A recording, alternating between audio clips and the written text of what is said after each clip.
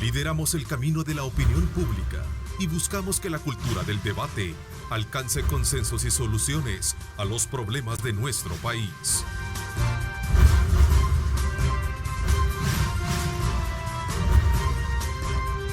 Diálogo con Ernesto López. Buenos días, El Salvador, ¿cómo están? Qué placer enorme saludarles a ustedes, gracias por sintonizarnos. Como siempre nos da muchísimo gusto estar con ustedes a esta hora de la mañana. Agradecemos a Dios Todopoderoso por darnos ese privilegio de poder ingresar hasta la intimidad de sus hogares. Hoy es miércoles 26 de febrero de 2020. Como siempre estamos prestos a llevarles a ustedes los diferentes ángulos que tiene los acontecimientos que marcan el pulso de la actividad política, económica y social de nuestro país, versado precisamente con la presencia de nuestros invitados. Hoy miércoles tenemos el debate político a mediados de la semana, precisamente en la voz de la nueva generación. Nos acompañan acá y quiero saludar a Isaac Ortega. Gracias por acompañarnos, Isaac. Buenos días, Ernesto, y buenos días, Leonor, y a toda la población que nos ve a través de Diálogo con Ernesto López. Un saludo y un gusto siempre poder compartir con todos ustedes. Te saludo cordialmente, Leonor Selva, también gracias por acompañarnos. Bienvenida. Gracias, Ernesto, y buenos días a toda la población salvadoreña. Bueno, en su momento se incorpora Henry Flores y también aprovecho este momento para desearle una pronta recuperación a nuestra buena amiga Tania Pastor, que este día estará ausente precisamente por problemas de incapacidad en su salud. Así es que le deseamos lo mejor para estar con nosotros más adelante. Esta mañana en el programa vamos a tener de análisis varios temas que han estado gravitando sobre la base de la discusión política en nuestro país, especialmente cuando estamos casi a las puertas de lo que sería cumplir con el plazo que ha dado la sentencia de la Sala de lo Constitucional para lograr una verdadera ley de reconciliación nacional. El día de ayer, por cierto, la Asamblea Legislativa abrió un espacio para presentárselas a la sociedad civil y a algunas organizaciones de derechos humanos, de las cuales se logró sacar aspectos elementales para poder de alguna manera afinar este proyecto y poder ser aprobado a más tardar el día de mañana en la sesión plenaria. Hay ciertas insatisfacciones que van precisamente por aquellas figuras que son contemplativas y que han sido discutidas y de la preocupación por estos sectores, como las relacionadas con el tipo de penas que en algún momento busca no solo resarcir este proyecto de aquellos casos emblemáticos casos que se han estado tratando. Pero bueno, así de esa manera. Así también vamos a hablar de otros aspectos elementales, como esa petición misma que ha hecho el doctor Norman Quijano para poder solicitarle a la Asamblea Legislativa que apruebe esta semana lo que sería una comisión de antejuicio para ver el caso por el cual a él se le menciona sobre el posible desafuero en cuanto a posibles negociaciones con grupos delincuenciales. Vamos a hablar del voto en el exterior también y el otro elemento que tiene que ver con la superación que debería de darle la Asamblea Legislativa al veto a más tardar en esta última sesión plenaria. De lo contrario, pues ahí está. Vamos a ver los resultados que están. Son varios los temas. Les invito a ustedes a que participen, @diálogo21, @Neto López Radio. Si ustedes nos escriben breve, cortos y con el debido respeto, van a aparecer todos sus mensajes en la parte inferior de la pantalla de sus televisores. Así es que escríbanos. Bueno, han estado al tanto de lo que ha sido el proceso de consulta que el día de ayer llevó a cabo la Asamblea Legislativa, ¿no? ¿Cuál es el análisis que tienen ustedes con relación a esos temas? Leonor y también Isaac. Bueno, primeramente creo que es un buen primer paso, aunque bastante tarde, que se está empezando a hacer un proceso de discusión de la ley de reconciliación más abierto. Recordemos que hace un par de meses se ha estado intentando a lo largo del año pasado aprobar una ley sin incluir a las víctimas y a las organizaciones que representan a las víctimas en la conversación. Ahora es una buena señal que se les esté incluyendo, aunque siempre tenemos que estar vigilantes de que no haya algún tipo de madrugón. Y es que aquí recordemos que va a haber un conflicto de interés siempre, porque precisamente no solo es que muchas de las personas de nuestro sistema político eran actores en el conflicto armado que pudiesen ser sujetos a un proceso judicial, sino que incluso, o sea, muchas de las personas que son señaladas o involucradas en el conflicto están en esta comisión. Entonces es bien importante que se garanticen, yo diría, 2 derechos de las víctimas, y esta es una ley que debe pensar en las víctimas. El derecho a la verdad, que es que por primera vez en la historia discutamos lo que pasó en la guerra. Yo siento que somos, por ejemplo, mi generación es una generación que no tiene memoria histórica porque nunca se ha hecho este proceso de realmente ver los casos, verlo desde una forma ya no politizada, ya no depende de qué bando yo pertenezco, voy a conocer la historia de mi país, sino consolidemos y consensuemos una narrativa de qué fue los crímenes que se cometieron, que fueron un exceso y qué fue parte de una lucha social en el conflicto de la guerra. Y eso lo tenemos que hacer por la vía judicial porque es la que nos permite dar una verdad más objetiva. Y el segundo derecho es el derecho de acceso a justicia de las víctimas. Y creo que ahí es donde a las organizaciones de sociedad civil tienen sus reservas por algunos de los artículos, que por ejemplo la sustitución total de sanciones de cárcel y todo. Hay también algunas preguntas sobre los montos de reparación hacia las víctimas. Y tenemos que pensar que nosotros como sociedad no podemos seguir repitiéndole a las víctimas que lo que les pasó durante la guerra no importa porque ahora ya firmamos la paz y hay que seguir adelante. O sea, no hemos podido salir adelante 20 años después de eso y muchos de los problemas es por esa impunidad que es histórica.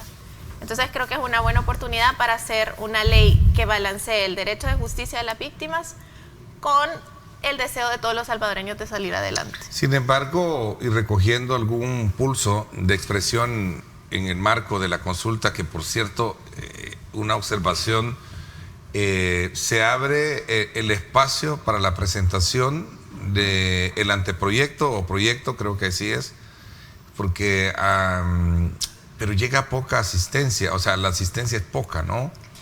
Y eso ayer mismo salió a relucir.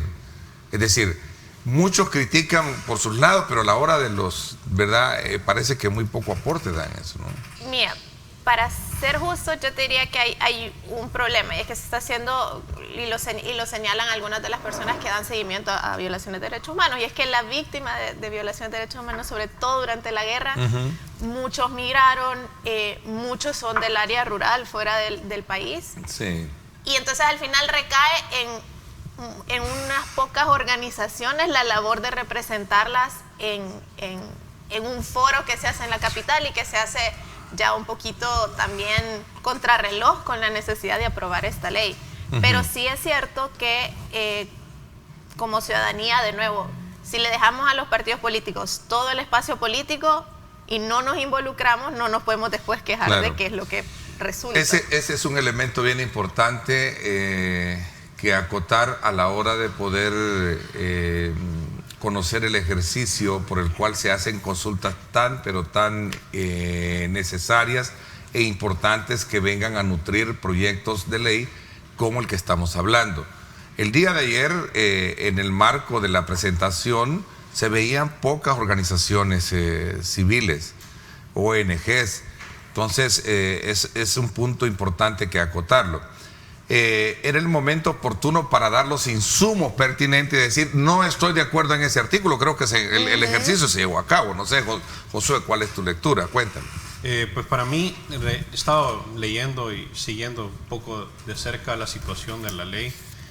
Me parece que ha sido un ejercicio muy positivo, como bien decía Leonor, porque da la oportunidad de acercarse un poco más a la verdad, conocer realmente qué fue lo que pasó. Me gusta muchísimo, de verdad, que exista eso de por lo menos saber a dónde fueron enterrados o a dónde se encuentran los familiares de las personas que fueron desaparecidas, por lo menos para que las familias cierren ese ciclo. Desde mi punto de vista, muchas de las cosas que vivimos en el país vienen por parte de este conflicto social que se tuvo y que hasta el día de hoy todavía seguimos pensando de esa misma manera. Inclusive la forma de hacer política se ha basado mucho en esa época, porque los mismos entes que están dentro de la política se han mantenido ya por muchísimos años dentro de la política. Sí creo yo que es importante esta participación, porque le da el espacio de liberación, podemos decir, ¿verdad?, de las víctimas, e incluso las organizaciones civiles o todos los organismos que han tomado parte en esta responsabilidad de apoyar esta ley, este proyecto que se tiene, pues ha tardado mucho tiempo, pero gracias a Dios se tiene esta oportunidad de poder llegar a una verdad, de poder cerrar ese ciclo, porque siento yo que es importante cerrar ese ciclo para seguir pensando en qué viene a futuro. Sí me parece un poco que la ley todavía, yo estaba leyendo ayer comentarios, como que todavía hay muchas que están pensando si esto solo beneficia a los victimarios y no a las víctimas, por el tipo de sentencias que se quieren hacer, de reducir hasta una quinta parte. O sea, sí, fíjate que, por ejemplo, en ese punto que tú estás planteando, autores materiales e intelectuales de crímenes de guerra, que ese es el elemento que tú estás comentando, y lo quiero de manera muy textualmente plantearlo así, porque ese son los puntos, digamos, más sensibles que se han venido discutiendo y que todavía como que parece ser hay insatisfacción al respecto. Fíjate que dice, crímenes de guerra y delitos de lesa humanidad podrían cumplir solo con un 20% de su condena si confiesan su delito o piden perdón a las víctimas, según este nuevo proyecto. Es correcto. O sea, el 20%. El 20%. Es la quita, es prácticamente la quita. Pero todavía dice de que esa pena o esa condena se va a llevar a cabo con un servicio social. O sea, no va a haber todavía dejaron esa figura. Sí, todavía está. Entonces, por lo menos hasta ayer que yo leí, todavía va ahí como entre líneas. ¿No será que, sin pretender ser abogado, y perdón que suba un poco el comentario, pero entendería yo que cuando hay unas penas menores de tantos años, parece que más que ir a la cárcel tú puedes recurrir a hacer otro tipo de actividades, ¿no? Yo creo que hay otro factor que tenemos que estar conscientes, es que no solo estamos hablando de estándares como nacionales, y creo que ahí es el problema con ese artículo. Es bien específico, se refiere a los crímenes de guerra y de lesa humanidad. Eso ya es un estándar internacional, que ese tipo de crímenes no pueden quedar en impunidad. O sea, digamos que la justicia transicional también ha ido aprendiendo, y si bien entiende que cuando son conflictos civiles como el que tuvimos acá, la justicia no se puede aplicar como se aplica normalmente, sí hay un estándar mundial, y creo que ese es parte del reclamo de las organizaciones nacionales e internacionales que están observando el debate, es que los crímenes de lesa humanidad y crímenes de guerra son crímenes que como estándar internacional no pueden quedar en impunidad, y no se les puede como indirectamente decir, mire, un genocidio no fue tan grave. Decir así, vea, como mire, el genocidio del Mozote, que fue un genocidio, no fue tan grave. Eso también creo que ya entra a jugar, que hay como comunidad internacional hemos acordado que hay ciertas cosas que son inaceptables incluso en los conflictos más bélicos. A ver, vamos a procurar reforzar un poco el análisis que estamos haciendo con algunos elementos que se generaron ayer, retomando algunas piezas periodísticas de la cobertura que dieron nuestros equipos a este evento. Veamos a continuación. Y repare civilmente a la víctima. Los diputados de la Comisión Política tienen hasta el 28 de febrero para aprobar la ley de reconciliación. Y en el artículo 27 de la ley. Ayer ampliaron detalles del contenido en una reunión a la que acudieron representantes de derechos humanos, víctimas y delegados de universidades. Estamos socializando el documento, esa es parte, yo hubiera querido tener un mes o 2 meses antes, pero esta es parte de la socialización. El documento lo entregamos de forma masiva, empezando por ustedes como medios de comunicación y a algunas organizaciones que vinieron y nos acompañaron el día que tuvimos la comisión política. Sin embargo, según el diputado independiente Leonardo Bonilla, se trata de una nueva amnistía disfrazada de reconciliación. Una de las partes fundamentales, que es la justicia, no se mira debidamente reflejada en este documento porque da pie a la impunidad. Es decir, está hablando de la posibilidad de reducir la pena hasta una quinta parte si el victimario confiesa y colabora con la investigación. Esta posición es respaldada por los representantes de las organizaciones de derechos humanos. También hay criterios que no se sostienen jurídicamente, totalmente violentando el principio de proporcionalidad, que reducen al extremo las penas para que puedan optar a beneficios penitenciarios. Esto neutraliza la justicia penal. Que los casos pues no prescriban nunca, no pueden prescribir precisamente los casos, aquellos de crímenes de lesa humanidad que hemos hablado, crímenes de guerra. Los parlamentarios aseguran que hay un equilibrio político en este anteproyecto, ya que se han consultado a las partes involucradas en el conflicto. Aunque aún no hay un dictamen, dejaron claro que ya no pedirán una nueva prórroga a la sala. Mauricio Portillo, Telenoticias 21. Bueno, ese era el reporte que tenía Mauricio con relación a ese tema. Y ahí veíamos precisamente estos temas que estamos tocando, un poco la insatisfacción que hay, que valdría la pena preguntarse, bueno, y entonces, ¿cómo hacemos para quedar bien con unos y mejor dicho, para quedar bien con todos? Porque pareciera ser que se cumple aquel punto en el que tú llegas, bueno, ¿y con quién quedo bien? Sí, que al parecer, por lo menos los comentarios que yo he estado escuchando en diferentes oportunidades, es de que se ha hecho todo esto para escuchar sí a las víctimas, ¿verdad? Ok, como quien dice, sí, te vamos a abrir la puerta para escuchar tu problema, tu dolor, tu pasado, pero realmente no vamos a actuar realmente para que tú te sientas satisfecho, sino para cumplir con una sentencia.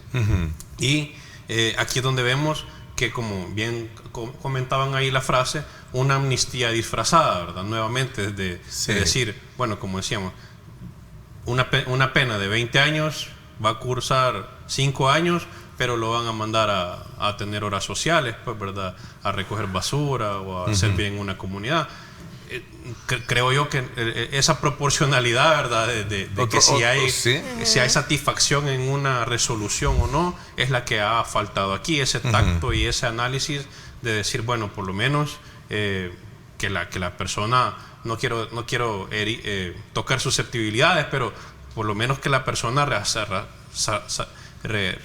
¿verdad? De manera económica a la persona, pero no que sea el Estado quien tenga que hacerlo. Ese otro elemento importante, Leonor, que tiene que ver con estos beneficios carcelarios de pena que se están manejando como figura.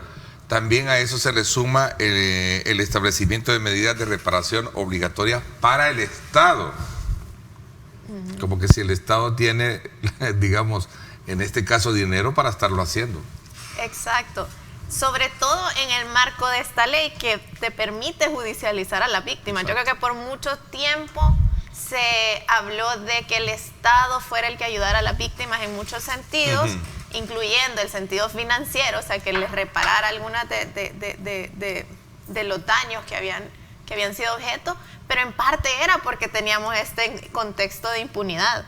Pero precisamente, en todo caso, un buen balance sería que a reducción de pena, mayor resarcimiento de la víctima. O sea, mi punto es, esta ley tiene que estar pensada en la víctima, no en cómo no afectar al victimario porque ya pasó mucho tiempo. O sea, no. O sea, a las víctimas les cambió la vida totalmente. O sea, que perder un hermano, perder un padre, perder una madre, es algo que no se repara nunca. Y este país ha sufrido mucho, o sea, por la violencia de la guerra y por la violencia que le siguió a la guerra y que en parte es un legado de la guerra.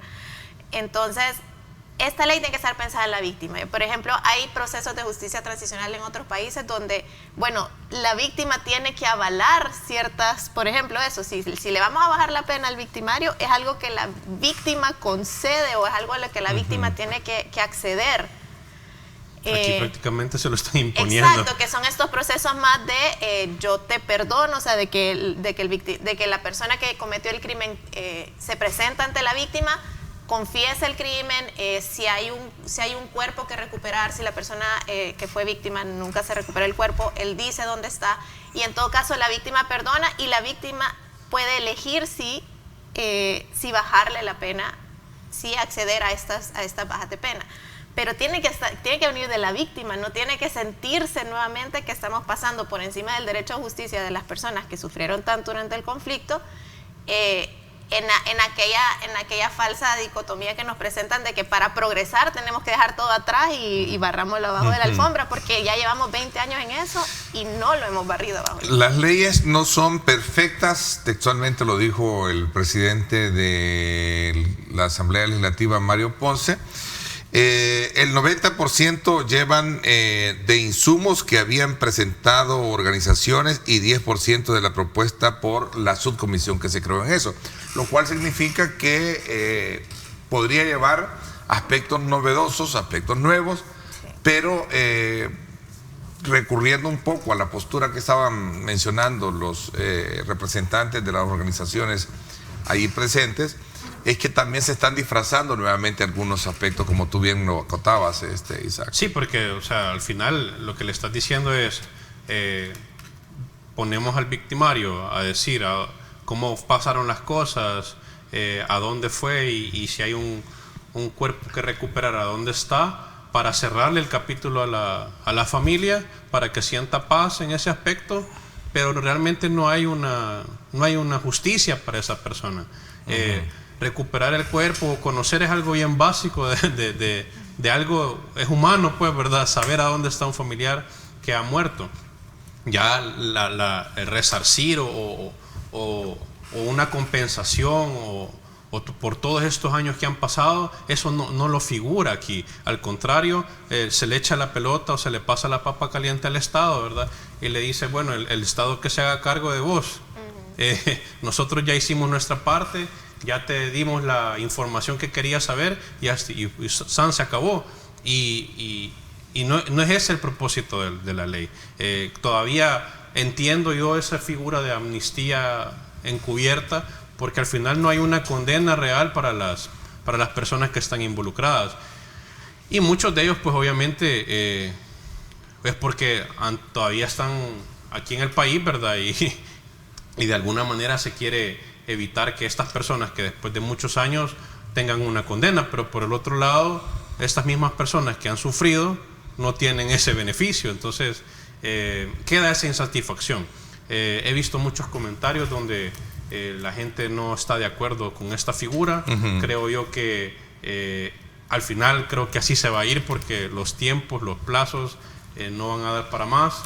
Pero sería bueno reconsiderarlo más adelante con una asamblea o con unas figuras políticas más balanceadas, más cercanas a la gente, donde se pudiera realmente ver de qué manera se le resarce a todas estas víctimas y que por fin y de una vez por todas puedan sentir que realmente se les está haciendo justicia. Fíjate que hay una versión legislativa que logro recoger y traerla a la mesa, que es el punto que mencionan diputados como Raúl Beltrán Bonilla. Decía en una recién entrevista que tuvimos en radio que lo importante de esta nueva ley es que deje un sabor a satisfacción de todos. Lograrlo a lo mejor va a ser difícil, sí, porque claro, recurrimos de nuevo a ese comportamiento urbano que siempre hemos tenido, ¿verdad? Yo estoy insatisfecho, pero, o sea, con nadie puedes quedar bien al final, ¿verdad? Sí. Porque es una ley que toca fibras sensibles. No sé si ya tenemos este otro audio que también se generó el día de ayer en el marco de la presentación del anteproyecto o proyecto de la comisión o subcomisión hacia la sociedad civil. No sé si ya lo tenemos. Ahí lo tenemos, entonces no sé si pedí que lo buscaran o no vayamos a tener problemas, ya lo hice ya hace bastante. Bueno, vamos a escucharlo entonces desde esta perspectiva. Oigamos. Bueno, ahí está otro elemento, mira, sobre el tema de la información reservada en estos casos, que creo que es otro de los elementos que a mi parecer, si no abren esos archivos como deberían de abrirse, vamos a seguir teniendo esa denuncia y esa demanda constante que no nos va a dejar reconciliarnos, ¿verdad? Porque al final no vas a conocer lo que tú decías al principio. Si esta ley debe de tener el tema de la verdad, ¿no? Conocer la verdad. Porque el tema de la memoria histórica es esa, ¿no? Sí. Hay una generación que sigue todavía ignorando qué fue lo que pasó. Bueno, yo he conocido jóvenes que me han dicho, bueno, y aquí hubo guerra, ¿y qué tipo de guerra? ¿Cómo era? Pero algo difícil, ¿no? Sí, fíjate que aquí el borrón de historia es tan abrupto que yo O sea, yo recuerdo que en el colegio, o sea, nuestro sistema educativo se salta la guerra como explicación histórica, se la salta. O sea, yo me acuerdo que los libros de texto con los que yo estudié, de repente te decían el añil, el café, te aprendías un montón de presidentes que eran los que habían con las juntas militares, y de repente se firman los acuerdos de paz. No te explicaban nada del conflicto, porque estábamos bajo la premisa de perdón y olvido, ¿verdad? Con énfasis en la parte del olvido y no tanto en la del perdón.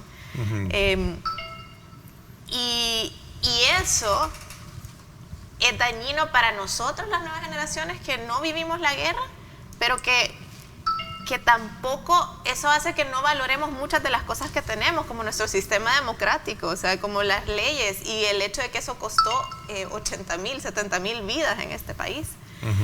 Creo que y también nos acostumbra a este tipo de cosas como las reservas de información, porque ojo, ninguna reserva en ninguna parte del mundo es absoluta y para siempre. O sea, lo vemos en Estados Unidos, donde a los 20 años, a los 15 años se desclasifican. De hecho, los cables de la embajada americana de la guerra en El Salvador ya fueron desclasificados. Ya fueron desclasificados allá. En Estados Unidos. Y mucha gente, para investigar qué pasó en el conflicto armado, tiene que ir a Estados Unidos a informarse de los cables.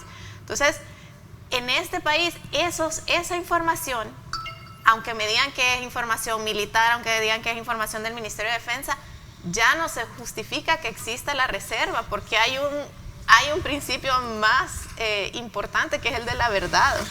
Bueno, me parece que vamos a estar a la expectativa de lo que ocurra el día de mañana, porque en todo caso la Asamblea tiene hasta el día de mañana para poder aprobar esta nueva ley, dar por cumplido lo que sería el plazo emitido por la Sala de lo Constitucional.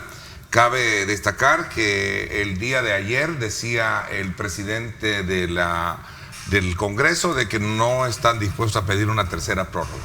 Así es la cosa. Vamos a ver qué nos dicen acá nuestros televidentes. Dice, muchas de las comunidades que sufrieron la guerra no se dan cuenta que están aprobando la ley. Fíjate que ese es un elemento bien importante. ¿Qué tanto ha sido la difusión? Bueno, yo creo que ha habido bastante, ¿no? Pero el mantenernos desinformados es otro elemento. Vamos a hablar de esto cuando regresemos, ¿te parece? Sí. Gracias, participen, ahí están los mensajes. @diálogo21, @Neto López Radio, usted nos los envía y voy a levantarme un poco acá para mostrarles cómo ustedes van a participar precisamente ahora con este canal de comunicación. Aquí están, vean ustedes, esta es la pantalla de su televisor y vamos a ver, ahí ya está. Me hubiese dejado acá para mostrárselos. Aquí está, ¿verdad? Ustedes lo envían breve, con la pregunta que quieren hacer, siempre con el canon del respeto y ubicándonos, y así aparece. Es un mecanismo de comunicación que queremos tener con ustedes. Nos vamos a la pausa y regresamos con información de tráfico. Retira tus remesas familiares en el Sistema Fede Crédito y gana remesa extra al instante. Sistema Fede Crédito, queremos darte una mano. Continuamos. Bueno, vamos a aprovechar, conocer cómo está también el tráfico a esta hora de la mañana. Tenemos el menú de cámara que nos ponen en perspectiva qué es lo que está ocurriendo sobre nuestra ciudad capital. Vámonos a la Jerusalén Norte para que usted tenga de primera mano también conocer cómo está la carga vehicular viniendo desde el sector sur hacia lo que sería la conexión con el redondel Maferrer. Sí hay una carga vehicular fuerte a esta hora de la mañana, cuando son las 7:01. Usted tome en consideración esto. No así viniendo hacia el sur. Usted puede ver que la circulación de vehículos es mucho más libre. Vámonos de nuevo a nuestro sistema de cámaras para ver otra referencia que ponga en perspectiva qué es lo que está ocurriendo. Vámonos entonces ahora hasta el sector del Boulevard del Ejército. Ahí está. Este carril que ustedes ven acá es el que conecta con el Arturo Castellanos o Boulevard Venezuela. Hay una carga vehicular muy fuerte. Este es el carril segregado, el que ustedes pueden ver acá. Se ve un poco así gris, precisamente por el baño que recibe de luz del sol que viene de oriente. En este carril segregado, que es el que conecta hacia la terminal, ex terminal de oriente de buses, también está lento para que ustedes puedan verlo, no así yendo hacia el oriente de la capital, es decir, buscando el sector de Ciudad Crediza, tanto aquellos que vienen del Arturo Castellanos como los que van utilizando el carril segregado. Gracias a Sistema Fede Crédito, seguimos también, vamos a aprovechar ver otra de las referencias de tráfico, El Salvador del Mundo, que conecta con 4 arterias principales de San Salvador.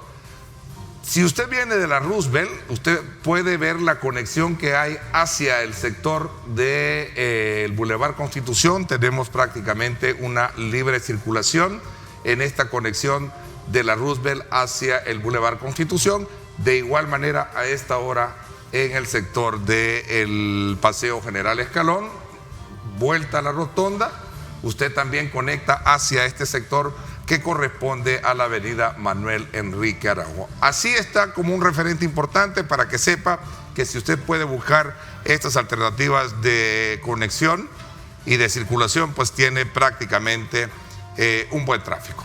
Vamos a la pausa. Gracias por estar con nosotros. Retira tus remesas familiares en el Sistema Fede Crédito y gana remesa extra al instante. Sistema Fede Crédito. Queremos darte una mano. Continuamos.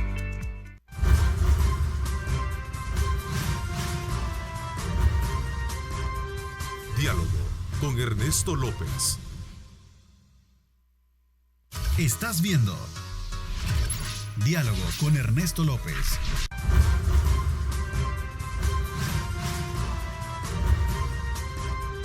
Diálogo con Ernesto López.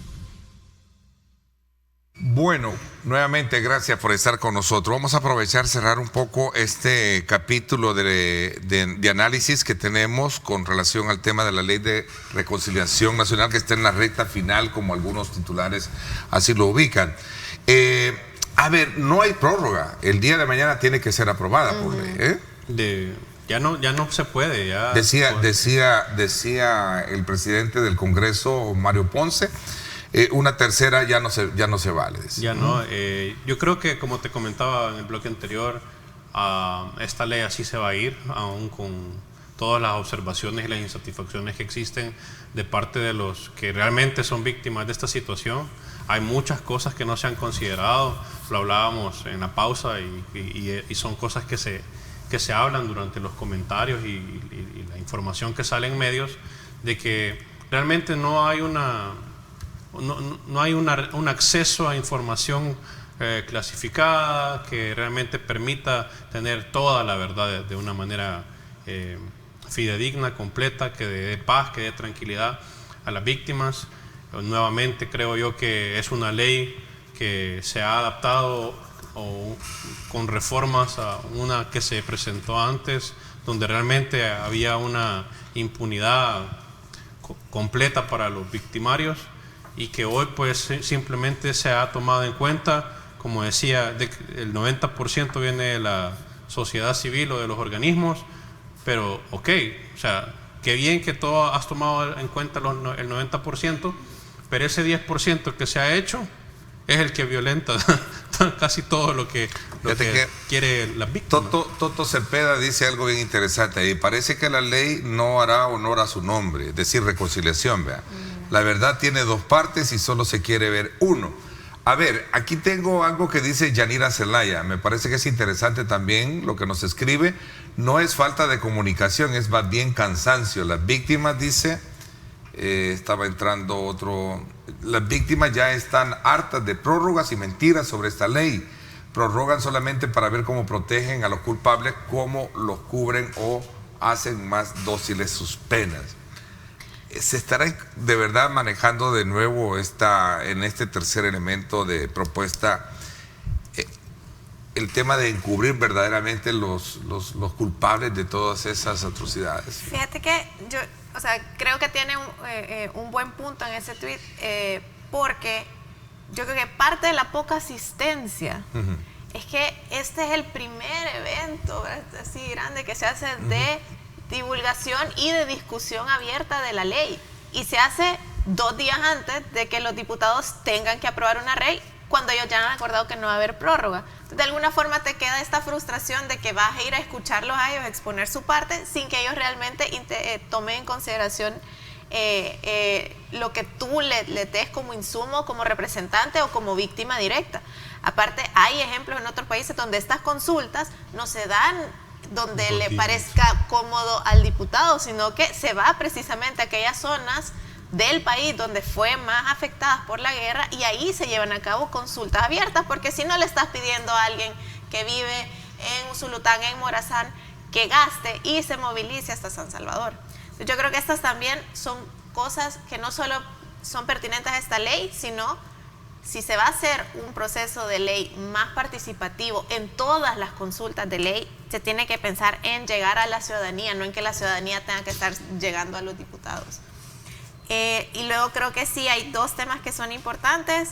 La responsabilidad tiene que ser individual, y si no va a haber, y si va a haber reducción de penas, de sanciones penales, eso se debería compensar con responsabilidad de resarcir a las víctimas, pero de la persona que cometió el delito, no del Estado. Porque si no es como que todos los salvadoreños estamos pagando por el crimen que cometió una persona. Y tercero, la responsabilidad del Estado de ayudar a encontrar la verdad. Estos archivos no pueden ser clasificados. Y no lo son por naturaleza. Acordemos que aquí hay sentencias de la Sala de lo Constitucional, ya hay sentencias del Instituto de Acceso a la Información Pública que ya dicen que esta información no es reservada y que el Estado tiene la responsabilidad de entregarla. Ok, fíjate que José Chávez nos escribe con nuestra señal de Facebook. Y dice, lo único que deseo conocer es quién fue el hechor material de la muerte de mi padre. ¿Quién dio la orden de su asesinato? Porque mi padre, si él era un catequista, si él era solo un catequista, dice. Si los involucrados están arrepentidos, eso es todo lo que deseo conocer. Y ya perdón, pero no olvido. Dije, es una cosa bien dura porque un poco trayendo a colación los espacios que se abrieron en la subcomisión, tú escuchabas unos testimonios bien duros, bien difíciles.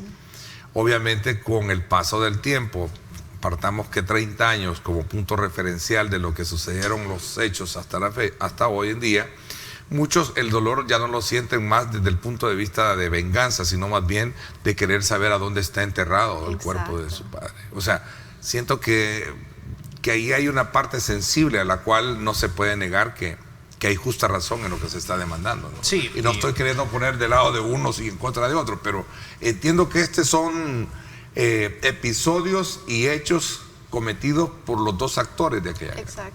Sí, y ahí es donde uno tiene que... Por eso es que tal vez la ley se pone como... Se logra tal vez el contexto político que tenemos actualmente... Se logra leer de esta manera porque la misma situación predispone y nos hace entender que estas resoluciones no satisfacen realmente a la ciudadanía, pero también por el antecedente y por las responsabilidades que se tienen de la clase política. Tal vez en otra sociedad donde nuestra política no fuese tan corrupta y no se dedicara solamente a esconder y a cubrir, fuera diferente. Yo conozco muchas personas que dicen esto, yo con solo saber a dónde está mi mamá, mi abuelo o mis tíos, yo con eso estoy tranquilo. Pero también hay otra gran parte de las víctimas que dicen, yo quiero que las personas paguen, o por lo menos verlos aunque sea un año en la cárcel, dicen. Sí, es que ahí es donde está el tema. Fíjate que es bien interesante ahí lo que nos dice Gil Jan. Así es, la cuenta de Gil Jan dice, y si analizan un eventual veto presidencial a la ley, me interesa saber qué efectos pueden ver los panelistas. Yo creo que un veto a la ley tendría que estar justificado, y esa es otra lista, que no porque los diputados digan que han aprobado una ley que para ellos cumple los estándares de la sentencia, eso va a ser lo mismo primero para el presidente, que perfectamente puede vetar la ley por inconstitucionalidad, y luego volveríamos a ver este proceso que hemos estado viendo con más frecuencia, que es que o la Asamblea tiene que superar el veto presidencial y en todo caso entra a la sala a conocer.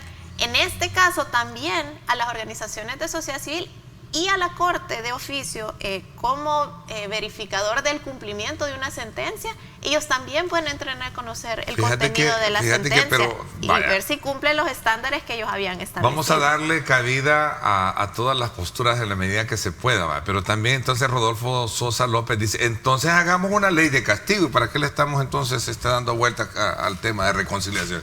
Una ley de castigo. Sí, pero es que... Sí. Pero es normal pensar así, pues si no nos ponemos de acuerdo, hagamos una ley de castigo. Es que por eso te digo, o sea, es bien complicado en el actual contexto político que estamos, porque sabemos, y la sociedad sabe, y está predispuesta a entender de que cualquier cosa que venga de una asamblea, o por lo menos la forma de cómo se ha manejado este proceso de consulta, todavía deja ese mal sabor de boca, en donde tal vez se pudo haber hecho algo mejor, o el hecho de que, como bien decía Leonor, 2 días antes ponerte a hacer esto cuando has tenido una infinidad de tiempo para poderlo hacer, demuestra que realmente no hay un interés por llevarle una solución o por lo menos darle una satisfacción a las víctimas, sino es solamente por cumplir con un plazo. Si al final el presidente lo veta, ahí ya queda en la asamblea si ellos lo superan el veto, o qué otro proceso se puede seguir de parte de la sala.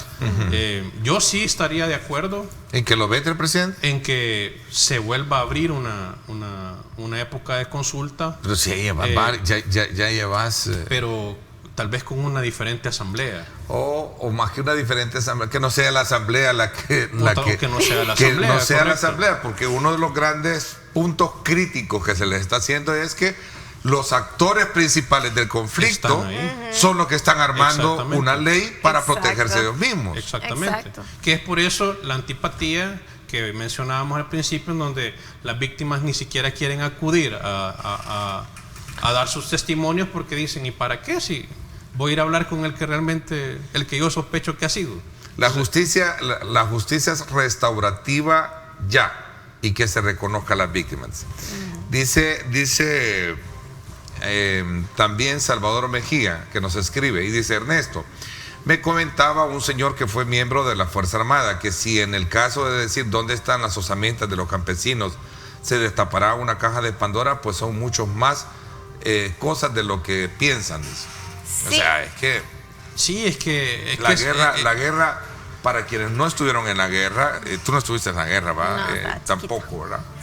Fue una guerra bastante cruel, ¿no? Sí. La que tuvimos, de ambos lados.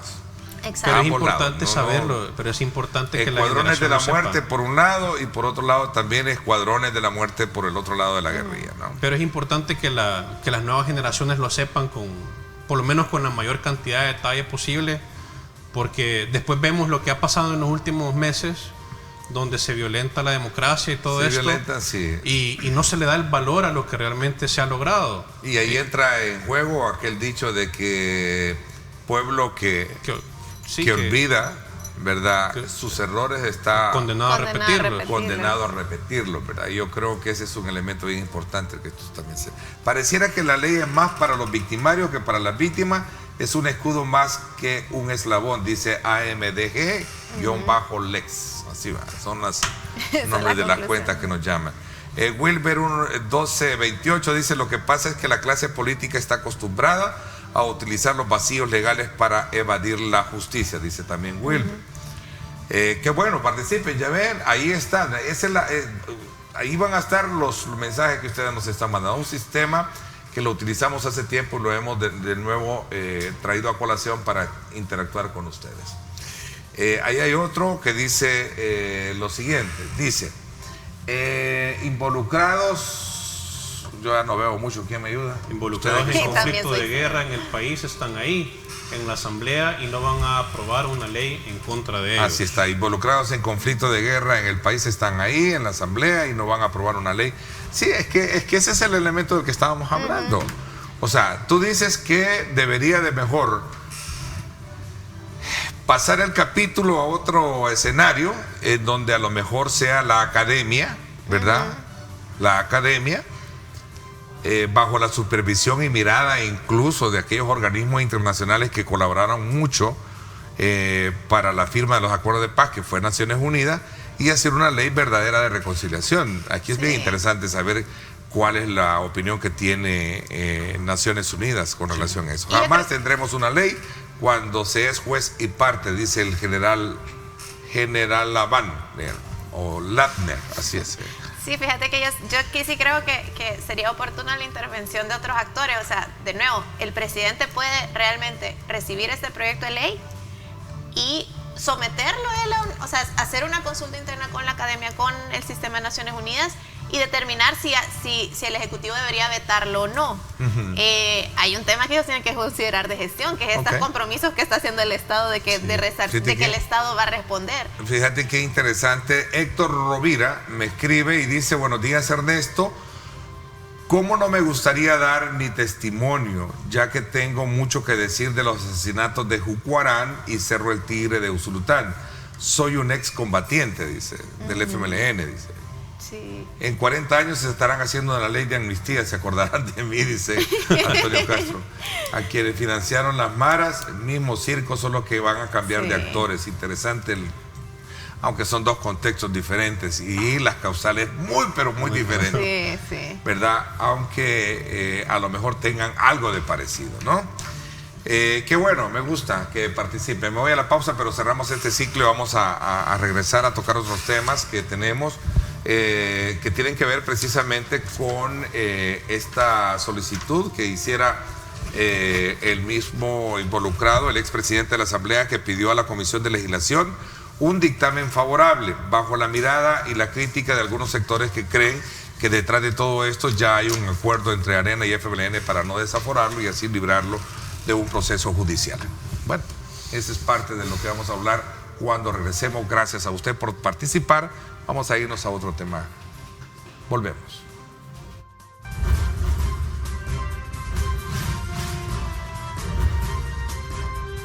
Diálogo con Ernesto López. Estás viendo Diálogo con Ernesto López.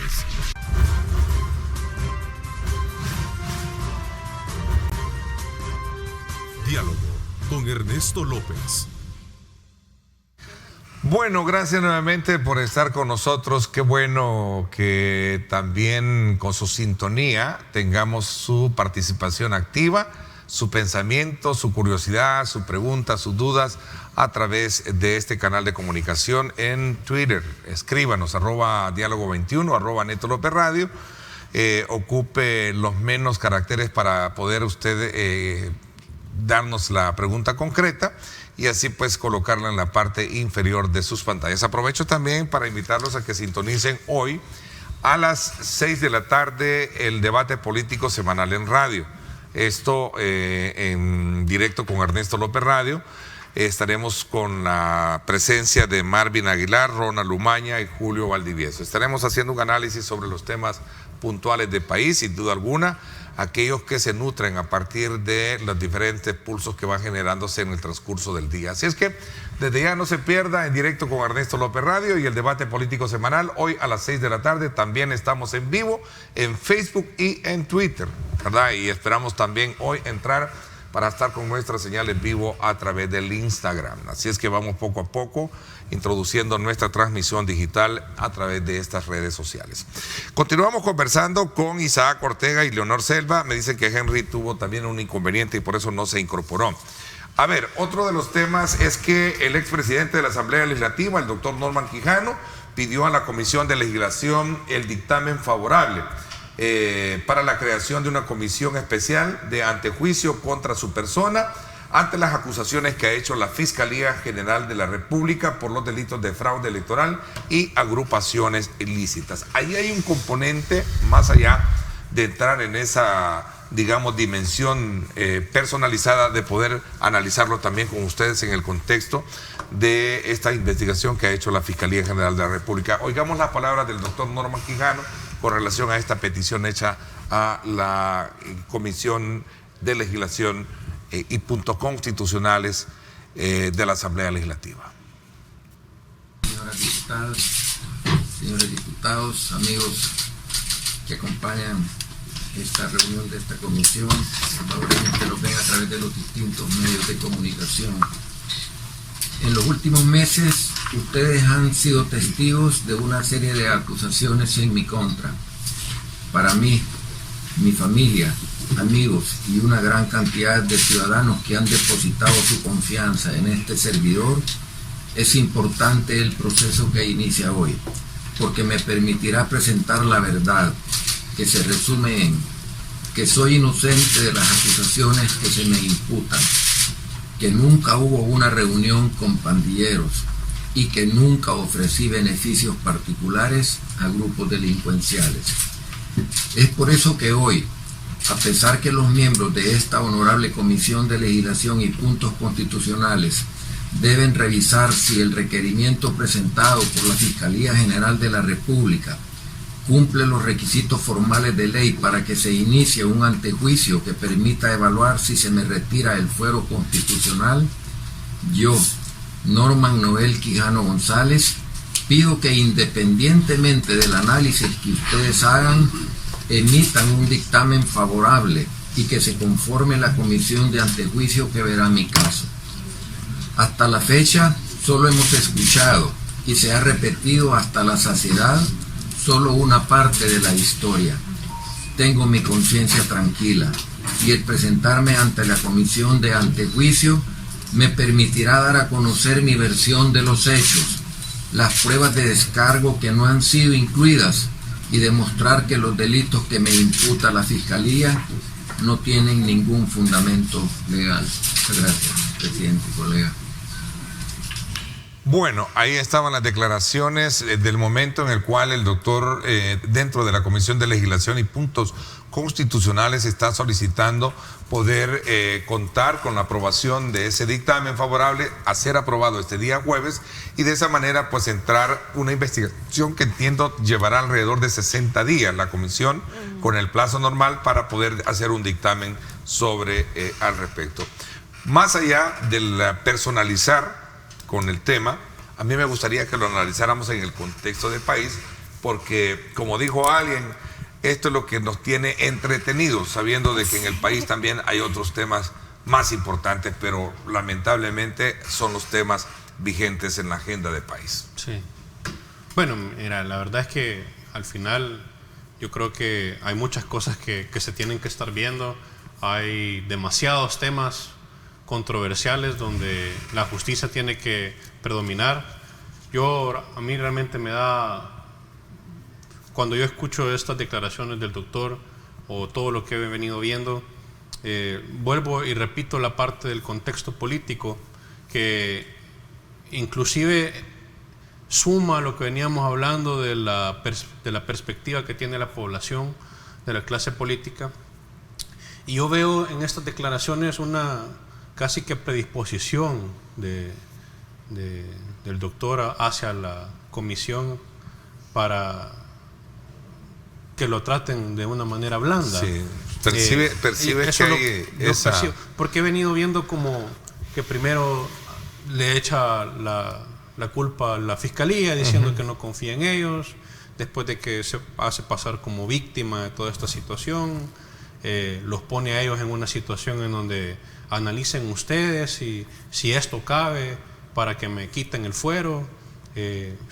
Realmente yo no me voy a cansar de decir, en otros países con los que nos encanta compararnos y decir que a eso le queremos apuntar, en otros países al solo ser acusado ellos mismos renuncian, se alejan de sus cargos y ponen a disposición cualquier tipo de información para ser investigados. Y aquí lo que se está viendo como que es una situación de no quiero porque aquel me puede pegar, ¿verdad? O aquel, cúbranme porque aquel me puede hacer algo. No siento yo que yo estoy seguro que la Asamblea no va a desaforar al doctor.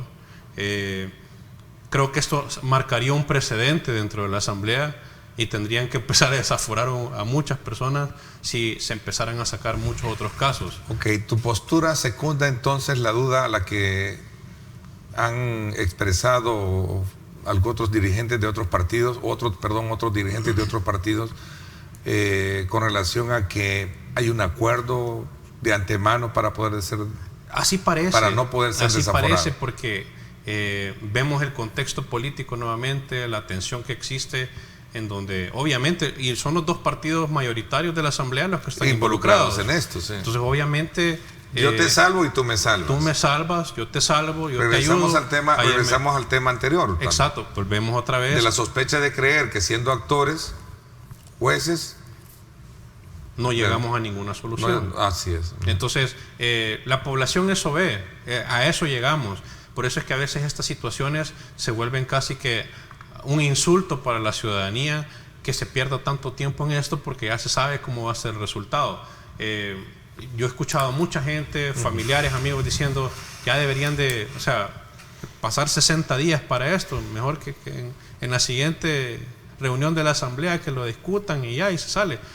Obviamente hay muchas cosas que ver ahí, ¿verdad? Pero ese es el sentir de la población, donde dicen, ya para qué tanto show, tanta cosa, si todavía tienen que ver lo del alcalde de San Salvador, todavía hay que ver lo de Carlos Marroquín, lo de Mario Durán, lo del 9 de febrero, hay que ver cómo lo del presupuesto. A Carlos le pregunté yo ayer, a Carlitos Marroquín, y me decía de que no hay ninguna investigación contra él, ¿no?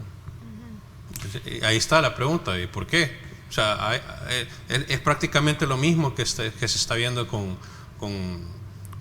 Ernesto Mason, con Norman, donde hay una acusación, donde hay una investigación.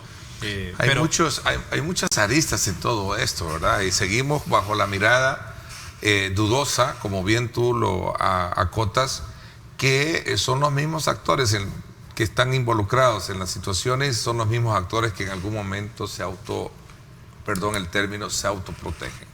Y ojalá que esto, pues, yo espero que la Asamblea actúe de manera responsable, que si quiere realmente elevar su grado de credibilidad, hagan lo que tienen que hacer y que dejen que el doctor se defienda de una manera justa, en un justo juicio, y que si las pruebas y las pruebas de descargo también emiten que sea favorable o no favorable, pues que sea la justicia quien impone. Pero no podemos predisponer, decir yo no confío en el fiscal y por eso quiero que me quiten el fuero. Es prácticamente una irresponsabilidad. Yo no veo, o sea, yo no quiero seguir viendo una política en mi país de esta manera, o una justicia que se ampare en este tipo de procesos. Realmente ya tenemos que mejorar, elevar la barra, subir la calidad de lo que estamos haciendo y pasar de esto. Al final, si no se le quita el fuero al doctor, por lo menos sí, yo esperaría que se le diera seguimiento hasta que termine su periodo, para después volverlo a retomar. A ver, Leonor, ¿cuál es tu lectura que suma a este acontecimiento que, insisto, más allá de irnos por el lado de la personalización, yo creo que es de analizarlo desde el punto de vista macro, porque no solo es uno. Aquí estamos hablando de varios actores que están siendo señalados y no estoy acusando a nadie. Fíjate que por un lado yo diría que la Asamblea y sobre todo los miembros de los dos partidos mayoritarios tienen que entender que no está en juego solo el caso de Norman Quijano, sino su legitimidad. O sea, porque ojo, por esta tendencia que han venido teniendo de que siempre protegen a individuos dentro de su partido, esto les está pasando factura con una elección en el 2021 a las puertas. Al día de ayer, sumo un componente, el día de ayer un grupo de abogados se apersonó al Tribunal Supremo Electoral a pedir también la suspensión de ambos partidos. Sí. Precisamente la cancelación. La cancelación, perdón, gracias por el término, la cancelación de estos partidos, precisamente por considerar de que han actuado, ¿verdad?, de conformidad a violentar los principios de legalidad y establecer negociaciones con esto. Solo sumaba ese elemento también a eso, ¿no? Voy a terminar este tema. La Asamblea tiene que estar consciente y los diputados tienen que estar conscientes que ahorita se están jugando su legitimidad. Si no llevan a cabo el proceso de la forma normal, como lo dice la ley, y de la forma más rápida posible, porque eso es lo otro, al menos aprecio que lo hayan retomado ya después de que se han calmado un poco las tensiones después de lo del el 9F del domingo, que hayan retomado el tema, tienen que darle trámite rápidamente y ser muy responsables en lugar de y garantizar que, de nuevo, lo hemos dicho 10.000 veces, en el antejuicio ellos no van a probar la inocencia o la culpabilidad de Norman Quijano. Ellos solo tienen que ver que el requerimiento que presentó la Fiscalía cumple los estándares legales mínimos. El fiscal tampoco tiene la necesidad ahí de ir a presentar toda la prueba y ya casi, porque no es un juicio. Ellos solo tienen que velar porque no sea un caso de persecución política, que creo yo que en este caso no se cumplen los elementos, y por ende tienen que desaforarlo, y luego el diputado Quijano tiene que pasar a defenderse en sede judicial.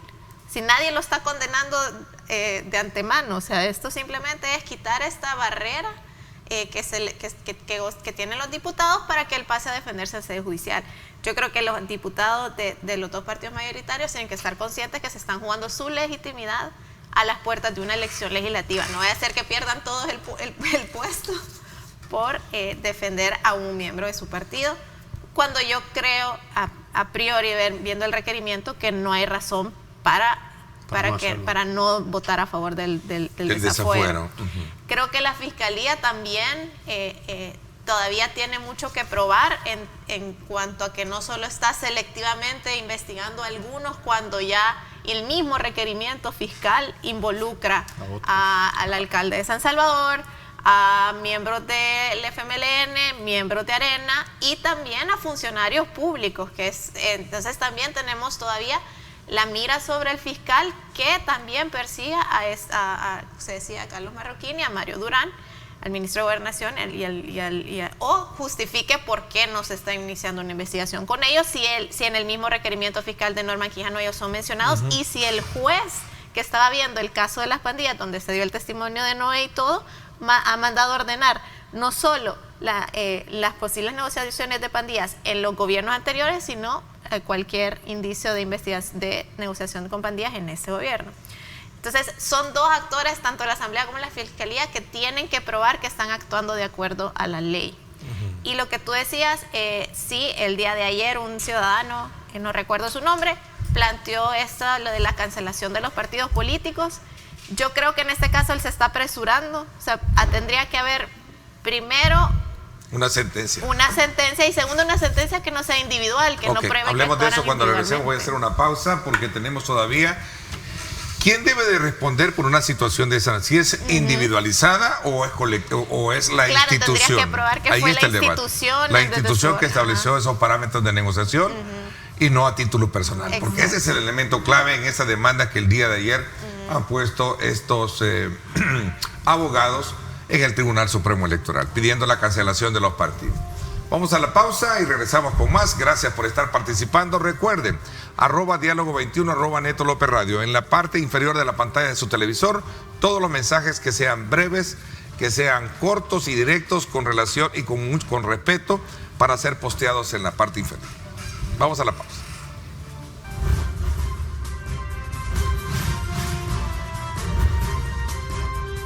Diálogo con Ernesto López. Estás viendo Diálogo con Ernesto López.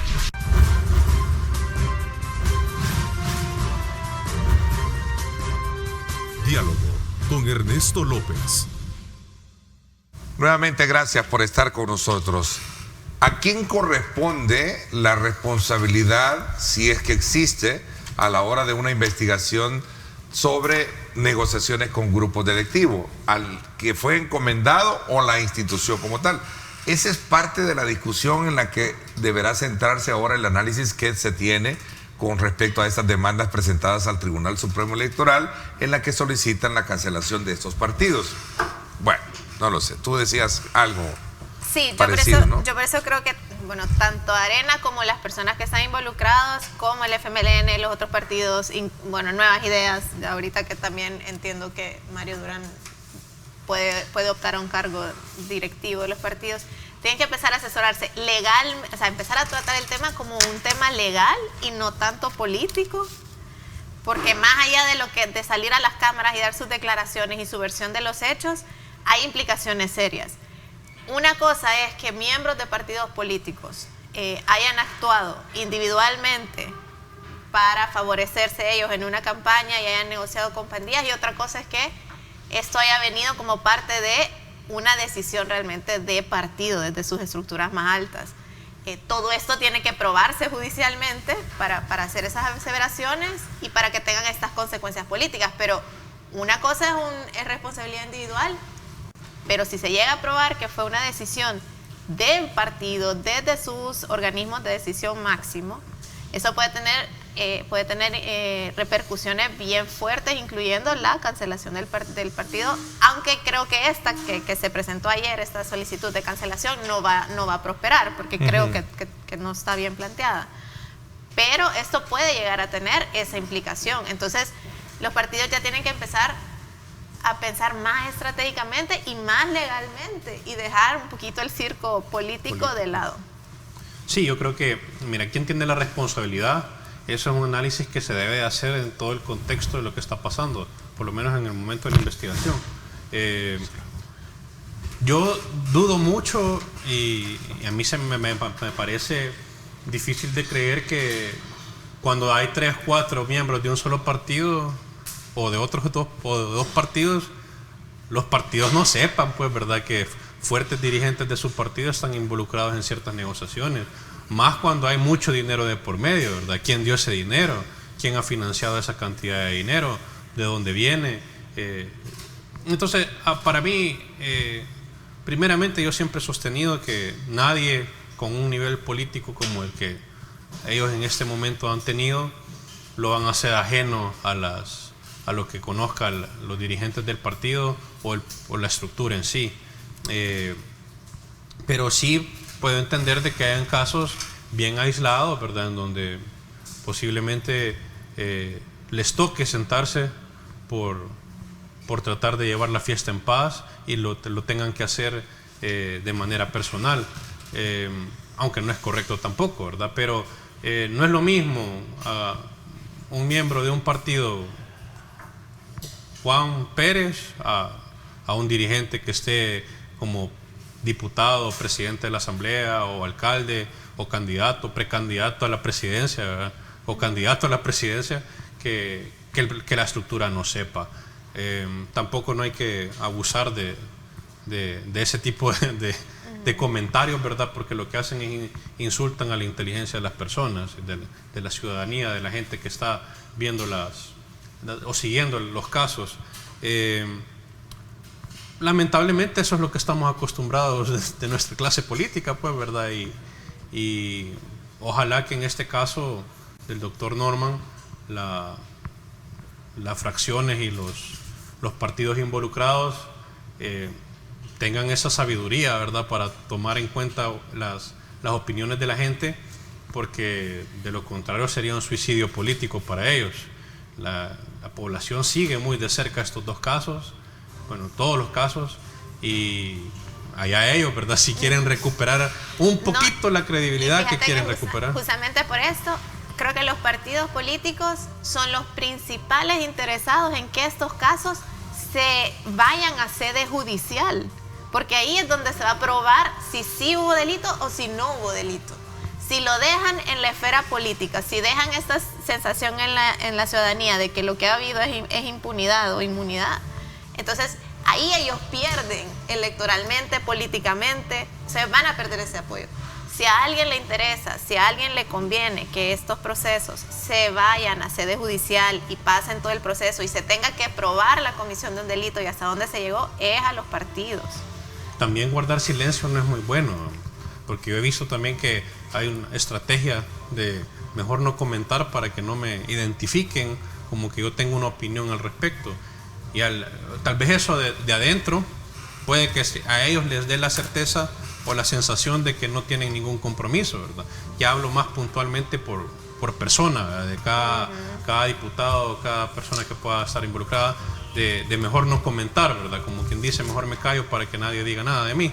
Pero eso también da paso al que calla, otorga. Y si no decís nada, entonces no te estás manifestando, entonces no tenés una postura, por ende, el contexto nuevamente político de todos se ponen de acuerdo, entra, cabe y, como les digo, o sea, yo creo que esta es una oportunidad para recuperar credibilidad. Está difícil porque la población también no solamente les está considerando este tipo de cosas, y ojalá que le den la oportunidad a los involucrados de defenderse allá donde corresponde, que no se siga cubriendo, que no se siga con estas prácticas. Bueno, interesante el análisis que hemos hecho y poniendo en perspectiva lo que está pasando alrededor de este tema. Lo cierto es que el antejuicio, si se aprueba el día de mañana, estaría iniciando la próxima semana. Hay que ver que los abogados defensores del doctor Norman Quijano se refieren a una reunión con pastores evangélicos y que ya habían a lo mejor presentes algunos que eran miembros de Maras. Mientras, por otro lado, también hay versiones de algunos diputados que sostienen no solo la duda de que se pueda lograr el desafuero como tal, sino que también que sí ha habido negociaciones de manera concreta con estos grupos delictivos. Así es que así está el panorama. Cierro este ciclo de análisis. Cuando regresemos, hablamos del voto en el exterior, que desde luego es otro de los elementos claves y determinantes que se tiene para ser aprobado a más tardar el día de mañana. Si no, de lo contrario, ¿qué va a pasar? Vamos a hablar de eso. A la pausa.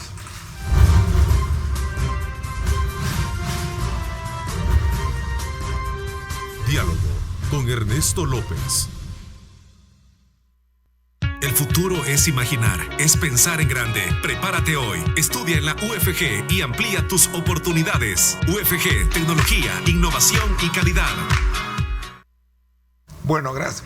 Gracias nuevamente por estar con nosotros. Perdón las disculpas del caso por estar un poco indispuesto de la garganta, pero ya estamos desde luego en control.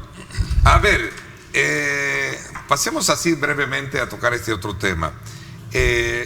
La Comisión de Reformas Electorales acuerda dejar a discreción de cada partido político buscar la superación o no del segundo veto presidencial a la reforma al voto desde el exterior. Durante la primera semana de febrero, los diputados aprobaron una reforma a la ley que permitía el voto de la diáspora. Sin embargo, el presidente Bukele la veta. Luego, por considerarla que era inconstitucional. El día jueves, viene una segunda opción, se vuelve a vetar y ahora la gran pregunta es ¿qué va a pasar si no se cumple con este nuevo término de aprobarse para el día de mañana? En caso de no superarse el veto, será la Sala de lo Constitucional la que va a tener que dirimir la situación según lo establecen algunos diputados.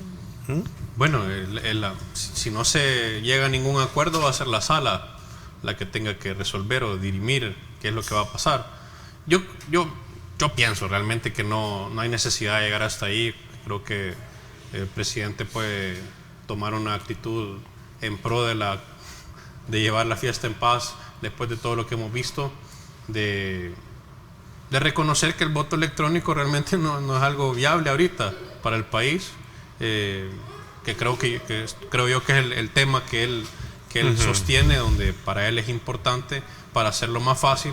Y los diputados han salido con una nueva propuesta, pues verdad que en lo personal yo lo veo muy engorroso, muy difícil y que debe de facilitarse un poco más. No creo que se llegue a un acuerdo realmente. Yo creo que al final la Sala va a tener que ser la encargada de porque resolver. Si lo superan, estarían de alguna manera la Asamblea atribuyéndose esa responsabilidad. Sí, además si que lo superan, van a la Sala. O sea, si superan el veto, ellos pueden o aceptar el veto del presidente y hacer otra reforma que no creo hasta por los tiempos, a menos que pida. Entonces, la Asamblea tiene dos opciones.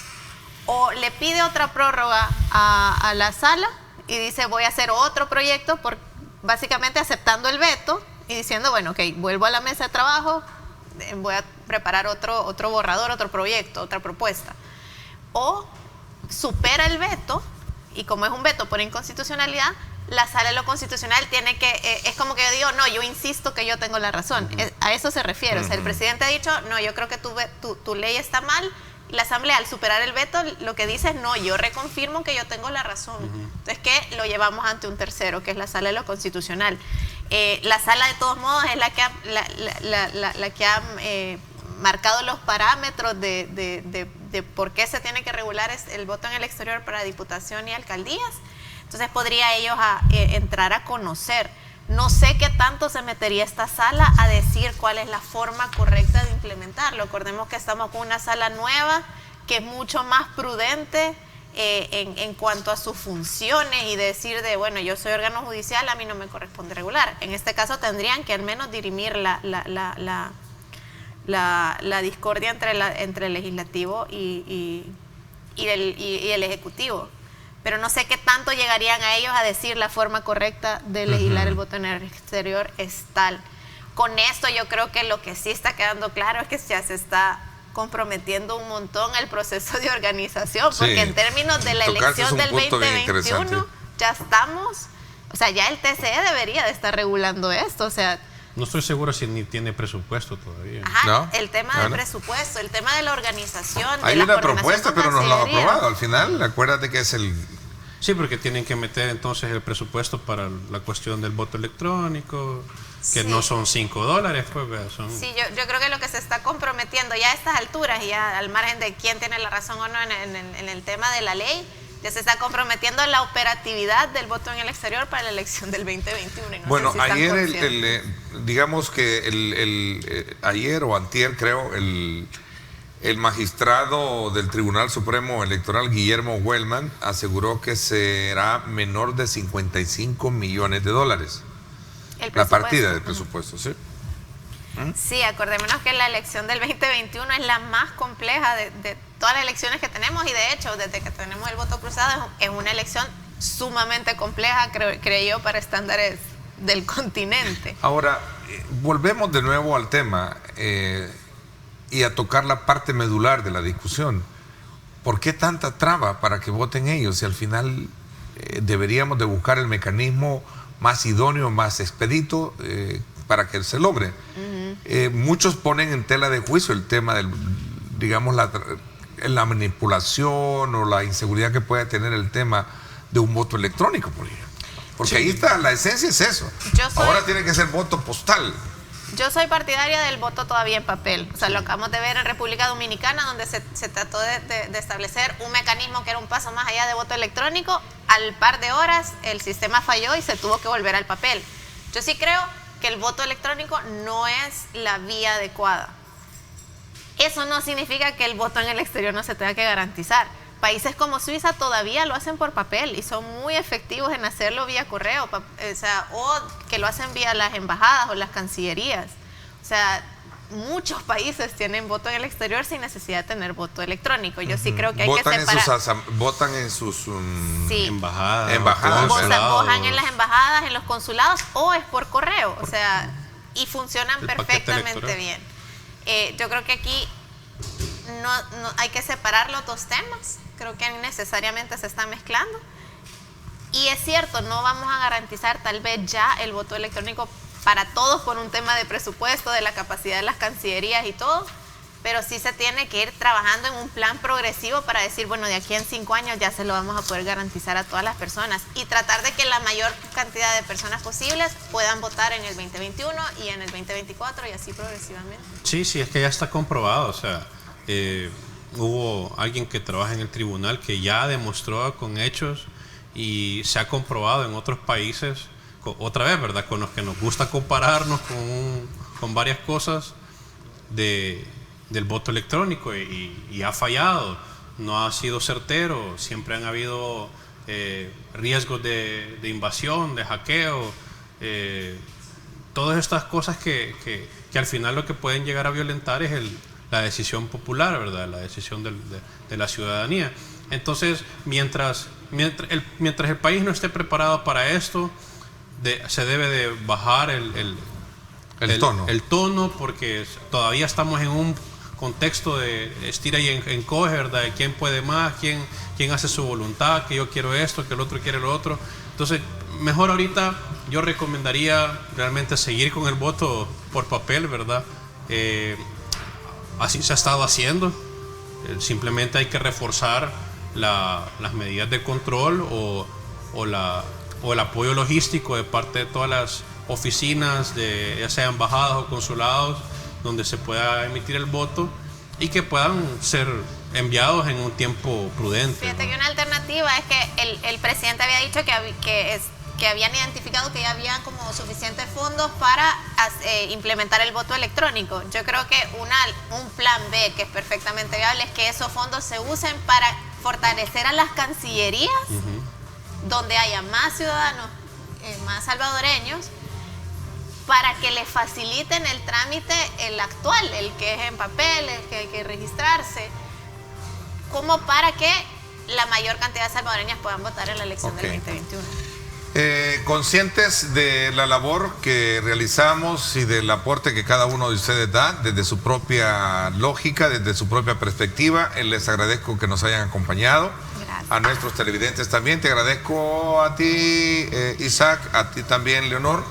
Espero pues el próximo miércoles estén Tania y también Henry para compartir sus puntos de vista con relación a los temas que abordamos. Así que muchísimas gracias. Los espero hoy en radio, 6 de la tarde, debate político semanal.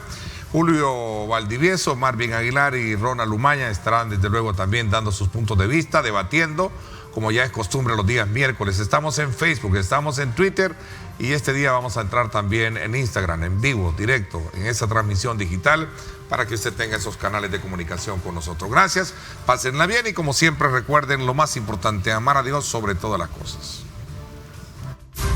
Lideramos el camino de la opinión pública y buscamos que la cultura del debate alcance consensos y soluciones a los problemas de nuestro país.